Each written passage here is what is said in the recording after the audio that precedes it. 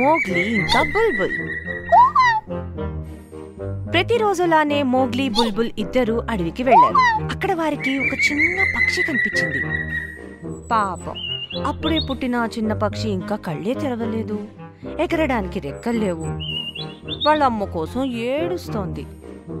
Mowgli ముందుకి వంగి దానిని తన చేతిలోకి తీసుకున్నాడు. బుల్బుల్, ఈ చిన్న పక్షిని ఏం చేద్దాం అని అడిగాడు. దానికి బుల్బుల్, ఏం చేయాలో నాకు తెలియటం లేదు, ఒకసారి జ్ఞాన వృక్షాన్ని అడిగితే పోలా అనంది.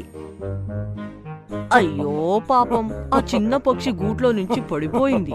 దాన్ని తిరిగి గూట్లో పెట్టాలి, లేకపోతే అది చచ్చిపోతుంది. అందుకే తక్షణం గూట్లో పెట్టేయండి అని జ్ఞానవృక్షం చెప్పింది.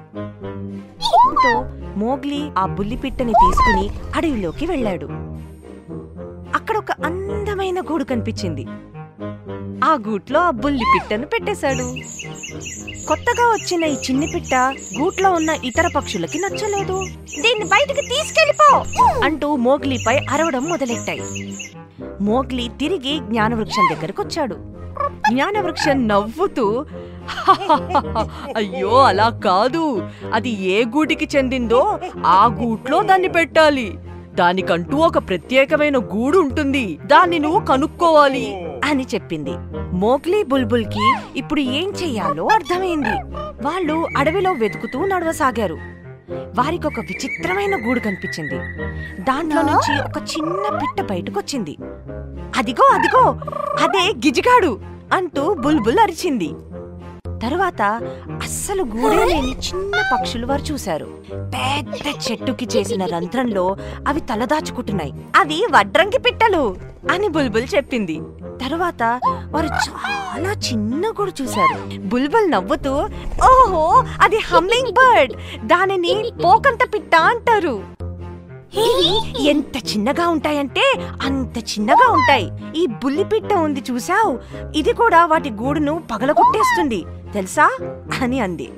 తరువాత వాళ్ళు మరో గూడును చూశారు. అది 2 రాళ్ల మధ్య ఉంది. ఈ గూడు ఎలా కట్టారబ్బా అంటూ మోగ్లీ ఆశ్చర్యపోయాడు. అవి పావురాళ్ళు, అవి ఎక్కడైనా గూళ్ళు కడతాయి అని బుల్బుల్ చెప్పింది. అదిగో, అక్కడ నాకు గూడు కనిపించింది, అచ్చం ఈ బుల్లి పిట్ట గూడులానే ఉంది. ఈ పిట్ట ఆ గూటికి చెందిందే అనుకుంటా అని మోగ్లీ పెద్దగా అరిచాడు. అది పిచ్చుక గూడు, మన చేతిలో పిచ్చుక పిల్లుంది, ఇది ఖచ్చితంగా ఈ గూటికే చెందింది అని బుల్బుల్ చెప్పింది. తిరిగి గూటికి రావడంతో ఆ బుల్లిపిట్ట ఎంతో సంతోషించింది. కాసేపట్లోనే దాని అమ్మ కూడా వచ్చింది.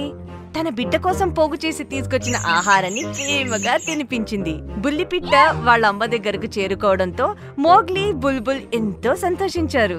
చిట్టి పిచ్చుక పిల్లకు వీడ్కోలు చెప్పి వాళ్ళు ముందుకు సాగిపోయారు.